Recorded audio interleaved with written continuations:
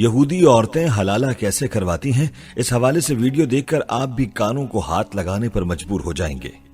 یہ ایسی شرمناک حقیقت ہے جس سے بہت کم لوگ واقف ہیں۔ آج کی ویڈیو میں ہم آپ کو یہ سب بتانے اور دکھانے والے ہیں۔ دوستو، آپ کو بتاتے چلیں کہ یہودیت میں بھی طلاق کو برا سمجھا جاتا ہے اور اس کو طعنہ سمجھا جاتا ہے۔ تورات میں طلاق سے نفرت کا اظہار ملتا ہے۔ تالمود کے مطابق جب طلاق ہوتی ہے تو مابد کی مہرائیں گریا کرتی ہیں۔ یاد رہے کہ باقی مذاہب کی طرح یہودیوں میں بھی مختلف فرقے پائے جاتے ہیں۔ ان میں فرقہ انتہائی کٹر فرقہ ہے جس میں طلاق کو برا سمجھا جاتا ہے، اور اگر طلاق ہو جائے تو اس فرقے کے لوگ عجیب طریقے سے حلالہ کرتے ہیں۔ اس حلالے کی تفصیل ہم آپ کو بتانے والے ہیں۔ یہ حقیقت جان کر آپ حیران اور پریشان ہو جائیں گے اور سوچیں گے کہ ایسا کیسے ہو سکتا ہے، لیکن ایسا ہوتا ہے، جس کی مکمل تفصیل ہم آپ کو بتائیں گے۔ لہٰذا ویڈیو کو آپ نے اسکپ نہیں کرنا اور آخر تک لازمی دیکھنا ہے۔ اور درود پاک کی برکت والی دعا میں شامل ہونے کے لیے چینل کو سبسکرائب اور لائک کر کے اپنا نام کامنٹ سیکشن میں ضرور لکھیں تاکہ برکت والی دعا میں آپ بھی شامل ہو جائیں۔ پیارے دوستو، ہم آپ کو یہ بھی بتائیں گے کہ اسلام میں حلالے کا کیا حکم ہے اور اصل میں حلالہ کیا ہے، لیکن پہلے آپ کو یہ بتاتے ہیں کہ یہودیوں میں حلالے کا عجیب طریقہ کیا ہے۔ اس حوالے سے ایک لڑکی نے باقاعدہ طور پر آواز بھی اٹھائی تھی اور دنیا نے یہودیوں کے اس فرقے پر لان تان بھی کیا تھا، لیکن اس دورے میں جاہلیت کے ایسے رواج اب بھی موجود ہیں کہ آپ کو جان کر یقین نہیں آئے گا۔ آئیے آپ کو حلالے کے اس طریقے کے بارے میں اسی لڑکی کی زبانی بتاتے ہیں۔ رامینہ نامی یہ لڑکی بتاتی ہے کہ اس کی شادی ایک کٹر یہودی فرقے میں ہوئی۔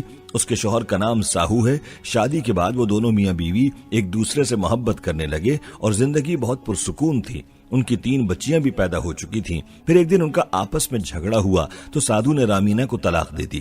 طلاق کے بعد وہ ایک دوسرے سے الگ ہو گئے، لیکن ساہو اب کافی پریشان تھا۔ اس کی بچیوں کی پرورش متاثر ہو رہی تھی، اس لیے ساہو نے رامینہ سے ملاقات کی اور معافی مانگی اور دوبارہ ساتھ رہنے کی درخواست کی۔ لیکن جیسے ہی سادھو کے گھر والوں کو معلوم ہوا تو انہوں نے کہا کہ تمہیں معلوم ہونا چاہیے کہ اس مقصد کے لیے رامینہ کو حلالہ کرانا ہوگا، اور ہمارے مذہب میں حلالے کا طریقہ بھی تم جانتے ہو۔ دوسری جانب رامینہ بھی اپنی بچیوں کے لیے بےتاب تھی اور وہ چاہتی تھی کہ اپنی بچیوں کے پاس واپس چلی جائے۔ ماں آخر ماں ہوتی ہے۔ اب ساہو نے رامینہ کو حلالہ کے بارے میں بتایا تو وہ پریشان ہو گئی، کیونکہ اس فرقے میں حلالے کا جو طریقہ تھا اس کے بارے میں جان کر آپ بھی کانوں کو ہاتھ لگائیں گے۔ اس فرقے میں حلالے کے لیے لڑکی کو 1 سال تک بکرے کے ساتھ شادی کرنا ہوتی تھی تاکہ اس کو اپنے شوہر کی ناقدری کا احساس پیدا ہو۔ دوستو، اگر بات صرف بکرے کے ساتھ شادی کر کے وقت گزارنا ہوتا تو کوئی مسئلہ نہیں تھا، لیکن اس دستور میں لازمی تھا کہ لڑکی بکرے کے ساتھ مباشرت بھی کرے، اور اس مقصد کے لیے بکرے بھی ٹرین کیے ہوتے ہیں اور ساتھ میں ایک عورت کی نگرانی میں یہ کام کروایا جاتا ہے۔ رامینہ اپنے شوہر کی محبت اور بیٹیوں کی جدائی کو برداشت نہ کرتے ہوئے اس حلالے کے لیے تیار تو ہو گئی، اور اس فرقے کی مذہبی پیشوا نے اس کا نکاح اس کے ساتھ کروا دیا اور ایک عورت کی نگرانی میں اس کو ایک الگ گھر میں حلالے کے لیے بھیج دیا گیا۔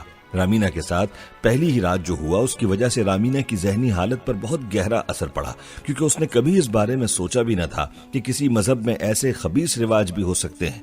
رامینہ نے 1 سال کا یہ وقت تو گزارا، لیکن اس کی ذہنی حالت خراب ہو چکی تھی اور اب وہ اس قابل نہ تھی کہ اپنی بچیوں کی پرورش کر پاتی اور اپنے شوہر کے ساتھ ایک نارمل زندگی بسر کرتی۔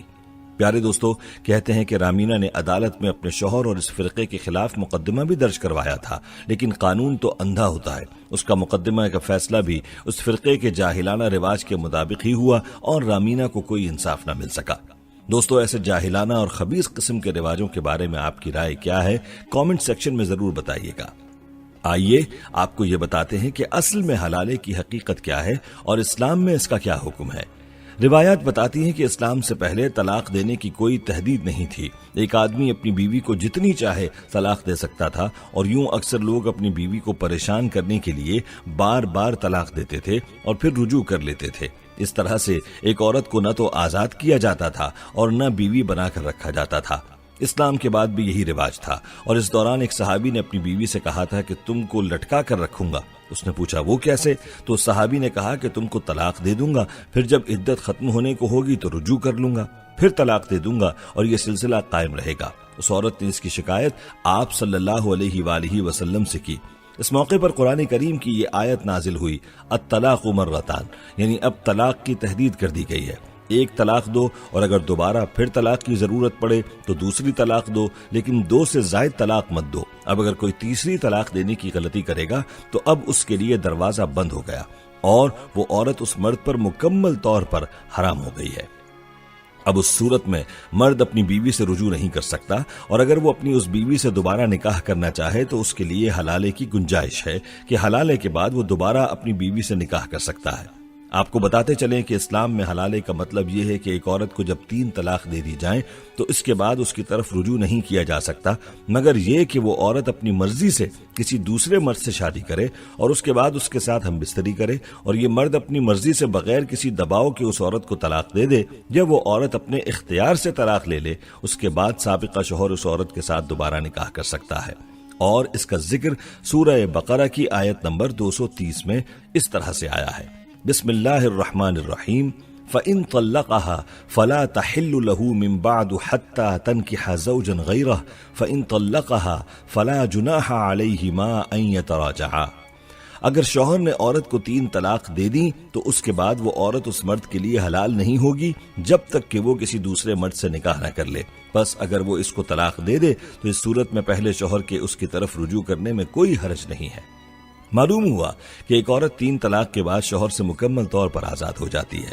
پہلے شوہر پر اس کا کوئی حق نہیں ہے، اور نہ ہی پہلا شوہر اب اس پر مزید ظلم کر سکتا ہے۔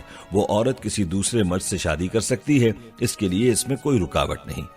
قرآن کی اس ہدایت کے مطابق وہ عورت دوسرے مرد سے شادی کرے گی اور اسی کے ساتھ اپنی زندگی گزارے گی، لیکن اگر یہ دوسرا مرد بھی کسی وجہ سے طلاق دے دے یا اس دوسرے مرد کا انتقال ہو جائے تو عدت کے بعد عورت پھر آزاد ہے۔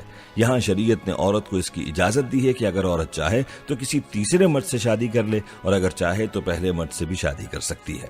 پیارے دوستو، قرآن کی مذکورہ آیت میں یہی مضمون بیان کیا گیا ہے۔ شریعت کی اصطلاح میں اسی کو حلالے سے تعبیر کیا جاتا ہے، اور حلالے کی یہ صورت قرآن کریم سے ثابت ہے جو شریعت کا ایک لازمی حصہ ہے۔ لیکن دوستو، اس کے علاوہ حلالے کی اور جتنی بھی صورتیں ہیں وہ شریعت کے منافی ہیں، چاہے وہ ہمارے معاشرے میں رواج پذیر ہیں یا کسی دوسرے معاشرے میں رواج پذیر ہیں۔